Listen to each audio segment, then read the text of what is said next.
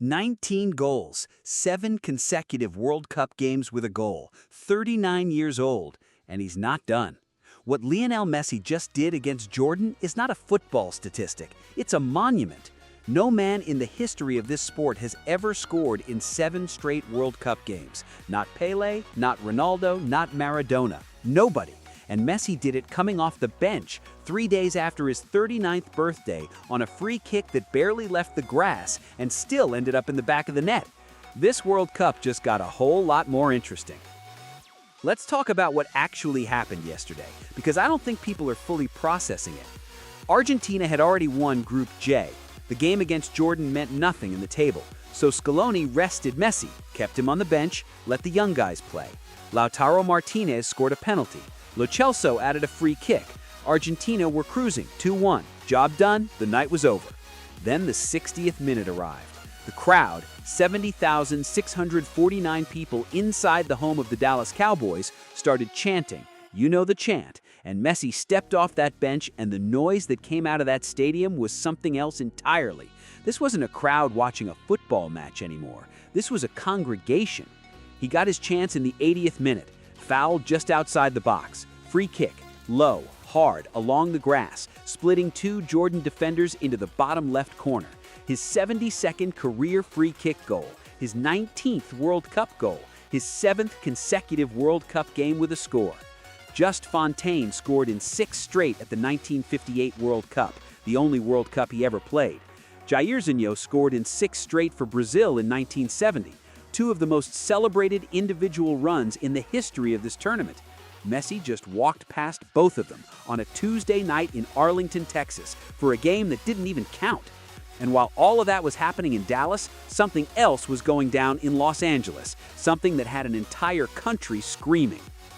Steven Eustáquio, remember that name. 29 years old, quiet, unheralded, the kind of player who does everything right and gets none of the headlines. He's been wearing the captain's armband for Canada all tournament because Alphonso Davies, their actual captain, their best player, their star, has been watching from the sidelines with a hamstring injury since May. Canada had already made history just by reaching the knockout stage for the first time ever. But today, in the round of 32 against South Africa at SoFi Stadium in Los Angeles, they needed to do something they had never done before: win a World Cup knockout match. For 90 minutes, it looked like it wasn't happening. South Africa defended like their lives depended on it. Canada had chances, a denied penalty in the first half that had Jesse Marsch absolutely losing his mind on the touchline, a shot cleared off the line, a goalkeeper making saves he had no right to make. 0-0, extra time was staring them in the face. Then the Alphonso Davies came on in the 75th minute, his first appearance for Canada in over a year. The stadium felt it immediately. The pace, the directness, the belief that something was about to shift. And in the 90th minute +2, a cross came in. The South African defense couldn't clear it cleanly, and the ball dropped to the edge of the box. Eustáquio. Chest, volley, bottom corner. Canada's bench exploded. Marsch ran onto the pitch, and when Davies arrived to celebrate, Eustáquio quietly took the captain's armband off his own wrist and put it on Davies, like it was always his. That moment right there, that small, generous gesture from the man who just scored the biggest goal in Canadian football history, tells you everything about what this team is. Canada are in the round of 16 for the first time ever, and they did it the hard way. Now, let's connect what these 2 stories actually mean, because together they're telling us something important about where this tournament is heading. Messi is at 19 World Cup goals. Mbappé is at 16, 3 behind. And the knockout stage started today. Think about what that means. Mbappé has been extraordinary at this World Cup. 4 goals in the group stage, 2 assists, France topping their group with a perfect record. He is in the form of his life. He's 27 years old. He's fast, clinical, and playing in the strongest attack at this tournament. And he still needs 4 goals just to tie Messi in a World Cup where games are now knockout. 1 loss and you go home. Here's the thing about Kylian Mbappe's World Cup record. He averages roughly 1 goal per game in this tournament. To catch Messi, he'd need France to keep winning and keep him scoring at that same rate, which means getting to the final and scoring along the way. Possible? Absolutely. France are favorites. But possible is a long way from inevitable. Messi, on the other hand, plays July 3rd in Miami, his club home, against Cabo Verde. And I want to be very clear who Cabo Verde are, because the easy take is to dismiss them. Don't. This is a team that drew Spain 0-0 in their opening game. Their goalkeeper, Vozinha, 40 years old, older than Messi, made 7 saves against Spain and didn't let a single one in. They drew Uruguay. They drew Saudi Arabia. 3 games, 3 draws, 0 losses in their first ever World Cup. But here's what also matters. They haven't scored a goal yet. 3 draws, 0 goals for.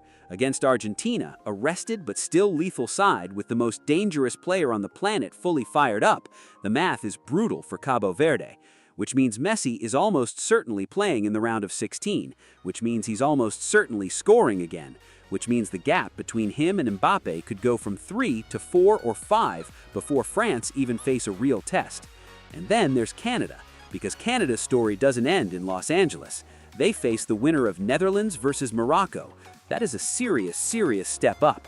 The Netherlands have a squad packed with quality. Morocco, who reached the World Cup semifinals in 2022, are built exactly to frustrate and absorb and punish on the counter. Either one of those matchups is a completely different animal from South Africa. But Canada now have Alphonso Davies, fully fit, running, and a team that just proved in the most dramatic fashion possible that they believed. Eustáquio's goal was not a fluke. That was 90 minutes of character, of grinding, of refusing to accept that the moment was too big, and then producing the technical quality to finish it. Do not write Canada off.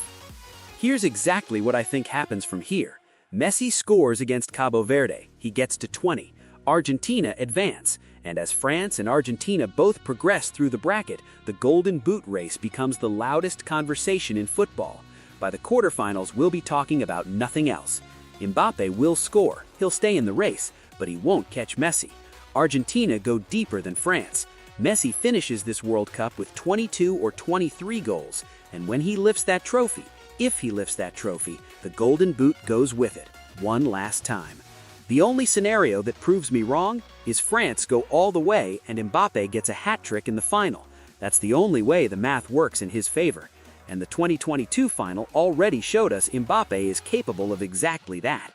As for Canada, I think they beat Morocco if Morocco advance. I think Alphonso Davies is about to have the World Cup he's always promised. And I think this country, which has never had a men's team to believe in before, is about to become the neutral second favorite team in this tournament. The knockout stage is 90 minutes old. Messi already has 19 goals. Canada are already in the last 16. Whatever you thought this World Cup was going to be, it's bigger than that. So tell me, does Mbappé actually catch Messi before this is over? Drop your prediction below. I want to see who's backing the kid and who thinks the old man finishes what he started. And keep your eyes on July 3rd, Miami, Messi versus Cabo Verde.